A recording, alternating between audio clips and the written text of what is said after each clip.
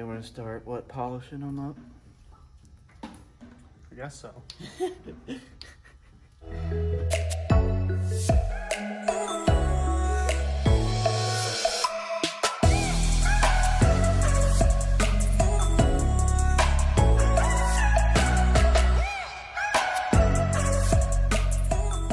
Welcome back to the channel and a new video. So if you guys have checked out the Instagram or even some of our posts on YouTube, that not a video but just the other posts, you guys might have seen some new products that came in.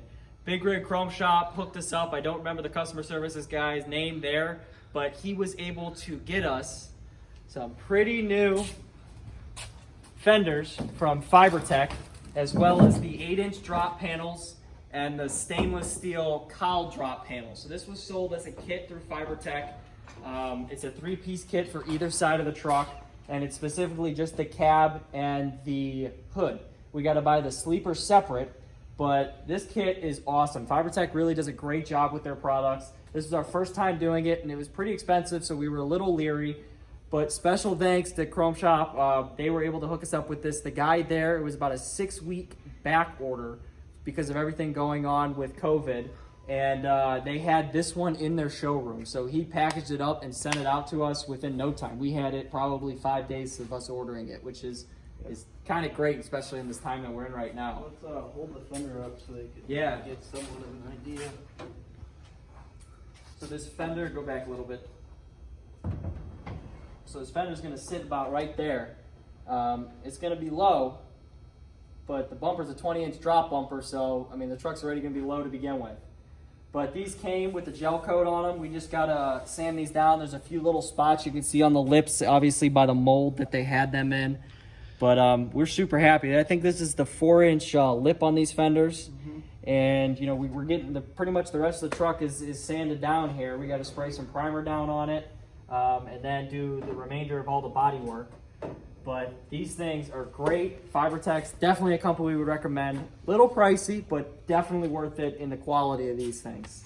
And also right here for the cowl, it is a stainless piece. So as this is part of the hood, it gets riveted in. That's a whole nother battle in itself. I went to Peterbilt and actually purchased 200 rivets, and man, are those things expensive.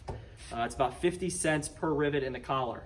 So about $100 in rivets, and we got to spend probably close to another $2,000 to get the Huck gun, which we will use for this truck and also the flat top truck and the 359. But it's all going to be worth it in the end. So, and specifically today, what we're going to be working on is we're going to pull these battery boxes off. The battery box on this side and the toolbox on the other side. There's a little bit of rust and stuff behind there. And also it's got better access for us to get into these tanks and polish these out. We went to the store today and bought a big Makita 7-inch angle grinder. And Michelle at Chrome Depot, thanks again for hooking us up. We got all the new denim pads, as well as all of the Rouge, I think it is the correct name. Rouge, whatever. Polish for everything. So we're gonna go ahead and pull these off, start polishing up the tanks, and hopefully get this thing finished up, or at least in the primary stage. Yeah. Let's go ahead and start taking this thing apart.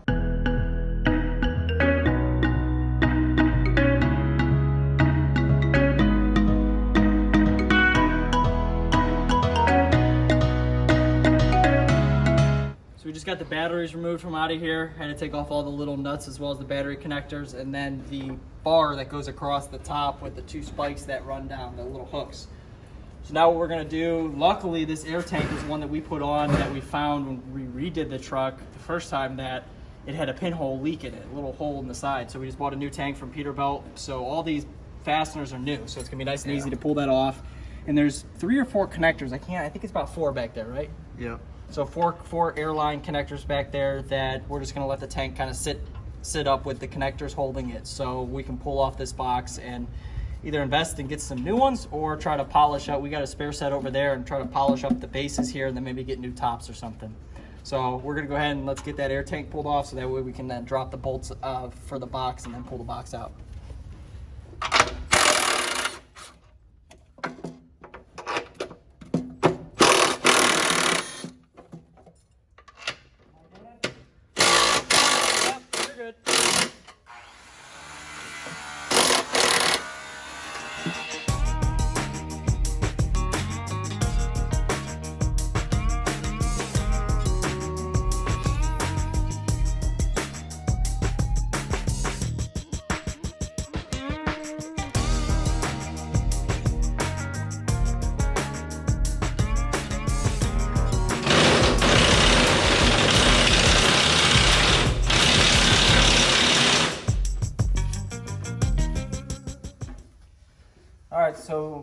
guys can see here, it's missing the steps. Ryan and I got them off. We just have the new air tank that Ryan put on when the engine was getting rebuilt.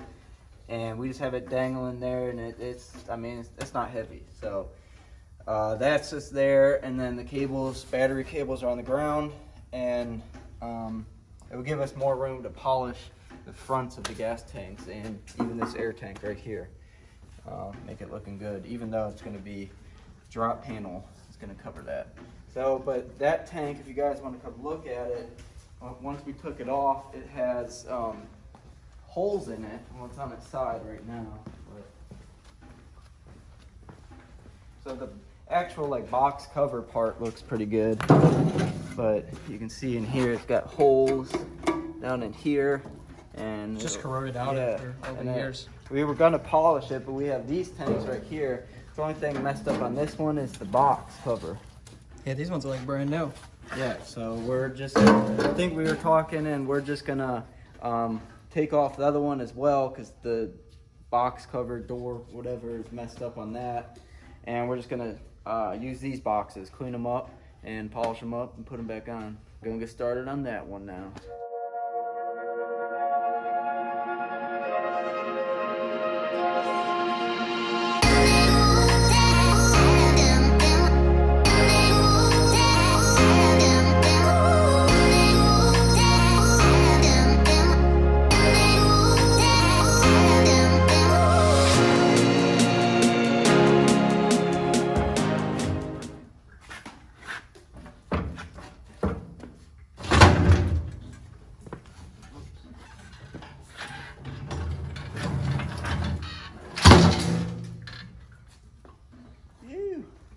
Alright, so we got this one off. And what I was trying to say earlier is that this thing is, got right up here is kind of, screwed up, and then with the lock, and it looks like trash kind of. So, we got two nice ones over there, and might as well use them, polish them up, and throw them back on there. And it's got the dent right here. So, those ones are pretty solid and look pretty nice, so. Then we're gonna start, polishing them up? I guess so. So over here, we're starting to polish this tank. My name is Scott O'Malley from 10-4 Detailing, by the way. You may have seen me floating around a couple videos here and there. But yeah, so far, we started with the new Makita grinder and the yellow denim wheel.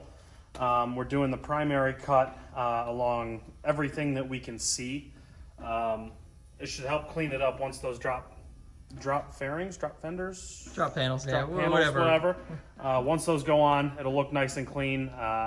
Give us an opportunity to kind of drive the truck, eventually drop the tanks out and polish the rest of them. So we're going to keep going with the primary cut, and then we'll go ahead and finish. If you guys want to see more of it, my channel is my channel's getting started. Ryan can link that in the description if he remembers, and yeah, come check it out. All right, guys, there's a little shop update here. Dave and I have been working for the last couple hours trying to organize stuff and make it more functional. So we'll walk you guys around and show you what we did. Obviously, we just got the fender sitting on top of the flat top for now until we get the mounting brackets and decide really what truck we want to put them on. Probably the 359 is the route we're going to go. We've already talked about that a couple times in videos. Yeah, we just got the bumper under there for now, so because we're not going to be moving that truck for a little bit. Nothing's going to be over here to hurt the bumper at all, so yeah, just get that out of the way. Still got the cleaners for the flat top sitting over there, and then the stacks for the silver truck sitting over there. We whipped the trailer around and backed it in, so we have a lot more working room here. Let's start this side over here. We I don't know if we ever showed you guys this, but we got all of our parts. We got the lug nut covers and everything, paint, just miscellaneous parts. But and then, some of it's organized. Like this is lights. That's kind of, the rest is all miscellaneous stuff. But yeah, we're still, as we go and as we figure out what's the best functional option for us, we'll figure it out. But this is where we're at for now. Yeah. And then over here, Dave and I moved that shelf, this table that was over there. Yep. We put that there, we moved the other bolt box that we had mounted over there here, and our new one came in. So now we're just waiting for all our bolt and Yeah, washer 10,000 kits. bolts Yeah. or whatever that we And ordered. we'll fill those up. We got all the air tools under here for now. We want to get a big rolling, like from Harbor Freight, like one of those U.S. General carts that we can just roll around, and if we're working, we'll put the parts on there, or one of those locking boxes where you can put all the Yeah. tools in. This is gonna be our parts, not parts, tool, Yeah, bench and bolts. because before we were putting the stuff on the ground, Yeah. and which is not an issue, but it's just like sort of annoying bending down, and then tools are getting dirty because the floor is obviously not that clean. And it's just nice to have them on a table. Yeah, and it's super disorganized. And we got the fridge over here, Cherry picker, and these are all our engine parts. Yeah, we showed you guys, if you look back at the earlier videos, we went through all the engine parts there, but we have it covered. We don't want to get any dust on it from sanding, right? Yeah, and a lot of the engine parts, when we get the rebuild kit for the Cat we have sitting in the trailer, most of those are not really going to use because in the rebuild kit they give us a lot more parts. But some of the parts obviously we got to use. Yeah. So we just don't want to get in dust or anything on it. And then there's the air compressor E and I set up all the fittings and everything on, and then we hung up the reel and the extra hoses just to try to keep them off the ground and Yeah. stuff. And we still have to get another fitting to mount the actual airline to the reel. But Dave and I are probably going to pick that up here in a couple minutes. Yeah. And then over here, we just have our sideboards and our stakes up there, tires sitting there, our rims, brake drums, and shoes, and then a bunch of mud flaps and fenders and light rails sitting up there. But this is all our parts that we've taken off the Pete, and we're not going to put them in another spot. This is, we're going to have to put them on here in hopefully a couple days or Yeah, a week hopefully. or two when the truck's finished. But it's just nice to get everything back in order. Well, in order for the first time. Yeah. So we know where stuff's at, and we can locate it easily, and it doesn't give you a headache when you walk in. So we're gonna catch you guys in the next clip where we're hopefully putting some primer, or we have a couple more spots of sand, so we'll catch you then.